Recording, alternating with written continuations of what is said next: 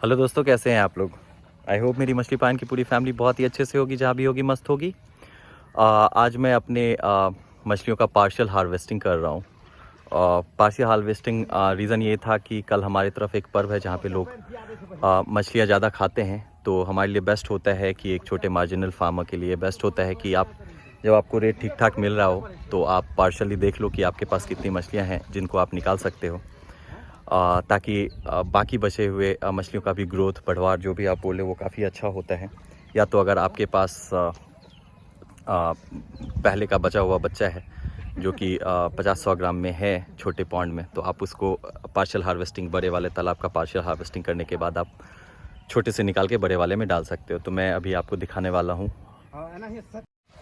अभी एक्चुअली ये जाला चला रहे हैं, नटिंग हो रहा है मेरे पॉन्ड में बेसिकली। तो मैं आपको पूरा हार्वेस्टिंग तक का वीडियो दिखाऊंगा कि कितनी मछलियाँ हमने निकाली है। बेसिकली हमारा प्लान ये है कि हम मछलियों को निकाल के और उसे खापे में रख लेंगे और बेसिकली कल सुबह इनको निकालना है, तो रिटेल में ही बिकेगा, तो ठीक ठाक प्राइस मिल जाना चाहिए।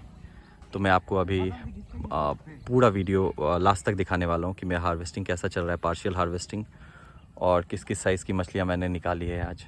तो बने रहिए मेरे साथ वीडियो के लास्ट तक।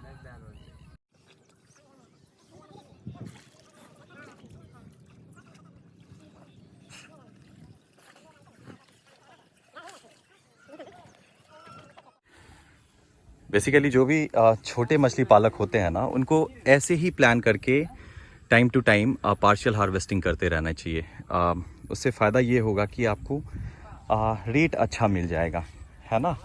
आप जब कम कम मछली अपना निकालोगे तो आपका रिटेल में मछली ज़्यादा बिकेगा, और फिर आपको होलसेल के हिसाब से जो आप लास्ट में मारते हो, तो बेसिकली क्या होता है, व्यापारियों का ज़्यादा फ़ायदा होता है। होलसेल में वो ज़्यादा मछली उठाते हैं तो आपको रेट कम मिलता है। लेकिन हमारे साइड बेसिकली इन मछलियों का जो अभी निकलेगा तो कल 250-260 तो एटलीस्ट हमें मिल जाएगा केजी के हिसाब से, क्योंकि मैं ज़्यादा नहीं निकालूंगा। जितना निकले, बड़ी मछलियों का साइज़ जितना भी रहे, मैक्सिमम मेरा प्लान है 2 से 3 क्विंटल ही कल बेचने का। और मुझे नहीं लगता है कि उससे ज़्यादा मछलियाँ बड़ी होगी भी, क्योंकि इसमें कतला का साइज मेरे पास कतला का काउंट ज़्यादा था, रोहू का थोड़ा कम था, ग्रास कार्प का भी थोड़ा कम था। क्योंकि पिछले सीज़न का जो मेरे बायोफ्लॉक, जो भी मेरे को फॉलो करते आ रहे हैं वो जान रहे हैं कि मैं पिछले साल बायोफ्लॉक में फार्मिंग किया था, तो उसमें जितनी भी मेरे पास मछलियाँ बची हुई थी कतला की, तो बेसिकली बायोफ्लॉक में मैंने कतला इसलिए रखा था क्योंकि वो सरफेस फीडर होती है। तो सरफेस फीडर बायोफ्लॉक के लिए अच्छा होता है, क्योंकि आप उसमें जब फ्लोटिंग फीड देते हो तो वो आके उठाती हैं। तो इसीलिए मेरे पास कतला का संख्या ज़्यादा है अपने तालाब में। तो लेट अस सी कि कितना निकाल पाते हैं। अभी यहीं पे इस एरिया में हम सोच रहे हैं खापा लगा के यहीं पे कल सुबह तक इनको रखेंगे मछलियों को, राइट। और कल सुबह 6 बजे से इनको बेचना शुरू होगा। यहीं पे मेरे जो फार्म के वर्कर हैं उन्हीं से मेरी बात हुई है और वो ही बेचेंगे बेसिकली। और बेचने का प्रक्रिया आप अगर जानना चाहोगे कि मैं बेचता कैसे हूँ मछलियों को, अगर मैं इस हिसाब से पार्शियल हार्वेस्टिंग करता हूँ तो, या जैसे चलता है हमारे साइड कि मैं एक रेट अपना फ़िक्स कर देता हूँ कि मेरे को इतना रुपीज़ पर केजी मछली अपना चाहिए। बाकी उसके बाद जो बेचने वाले हैं वो जिस भी रेट में उसको निकाल सके, राइट। जैसे मैं उन्हें बोलूँगा कि वैसे तो मैं उनको 20 रुपये पर किलो का वैसे ही फ़ायदा देने वाला हूँ कि मैं 230 के हिसाब से इनको बोला हूँ कि मेरे को पर केजी के हिसाब से मछली बेचना है। और ये मार्केट में बेचेंगे 250-260 जो कल यहाँ पे बेचने वाले हैं, राइट। तो इनको अपना 260 बेच ले, और कल एक्चुअली हमारे सब तरफ डिमांड ज़्यादा है तो एक्चुअली 270 भी जाएगा, तो कोई लोग हिचकिचाएंगे नहीं लेने से। तो वैसा है सीन। तो ऑलमोस्ट हम पहुंच चुके हैं अपने तालाब के एंड में, जहाँ पे अभी नेट को नीचे से ऊपर चढ़ा दिया जाएगा। इसके खींचने के बाद मतलब फाइनली बेसिकली मैं ज़्यादा लेबर रखता नहीं हूँ, क्योंकि मेरा पॉन्ड ज़्यादा बड़ा नहीं है, राइट। मेरा बाईफ्लॉक और इसका दोनों का सेटअप है, तो इसमें एक्चुअली मेरे को लेबर तो लगता ही है, तो मैं बेसिकली 2 ही रखता हूँ अपने पास परमानेंट लेबर। तो आज मैंने ज़्यादा रखा हुआ है इसीलिए, क्योंकि क्या होता है कि जनरली जब आप पॉन्ड में नेटिंग करते हो राइट, तो सारी बड़ी मछलियाँ जो होती है वो साइड से ऊपर से कहीं से भी निकल जाती है अगर आपने ढंग से जाला नहीं चलवाया तो राइट। तो मेरे साथ भी यही होता था हर बारी जब मैं जाल चलवाता था।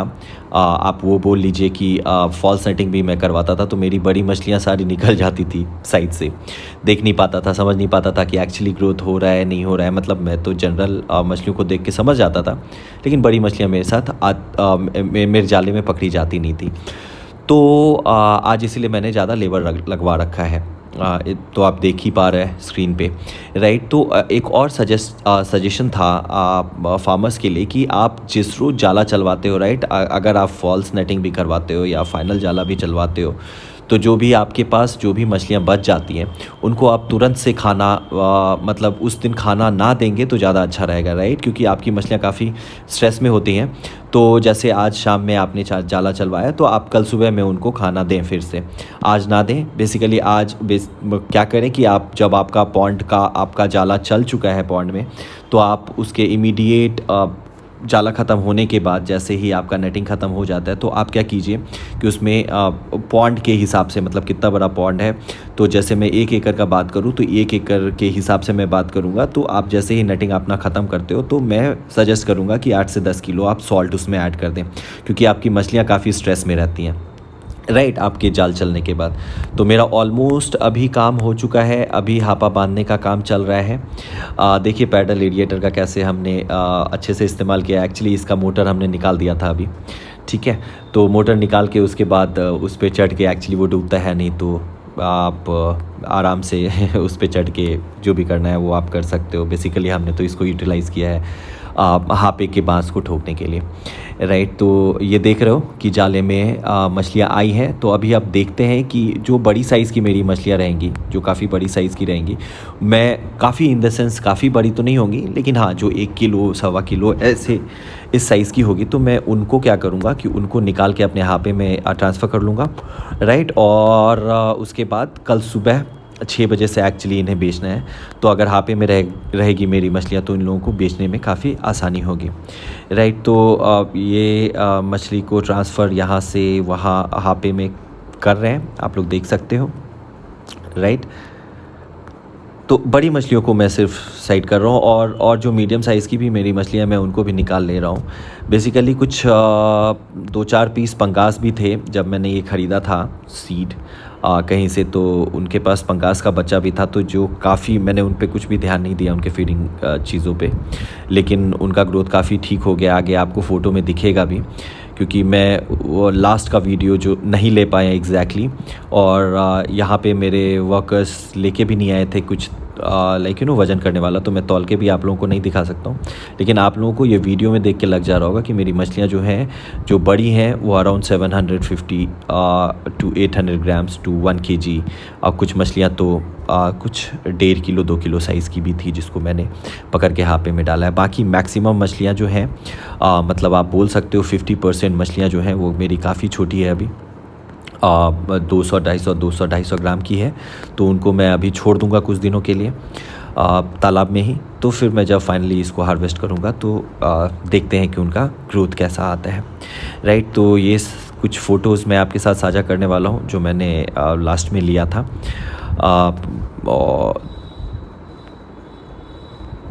तो ये सारे फ़ोटोज़ हैं दोस्तों। आई होप आप लोगों ने ये हार्वेस्टिंग का वीडियो हमारा एंजॉय किया। और हाँ, मैंने अभी पूरा नाप के देखा नहीं है कि कितना हमने हापे में डाला है, क्योंकि ये बड़ा फास्ट प्रोसेस होता है। जाले में आपकी मछलियों को चोट भी लगती है, तो फटाक से उसको हमने अभी ट्रांसफ़र कर दिया हापे में। और अभी कल मैं जब बेचूँगा उसके बाद मैं फिर से एक वीडियो में आप लोगों को बता दूँगा कि मैंने कितना फाइनली बेचा। ठीक है, तो वीडियो देखने के लिए धन्यवाद दोस्तों। Thank you so much.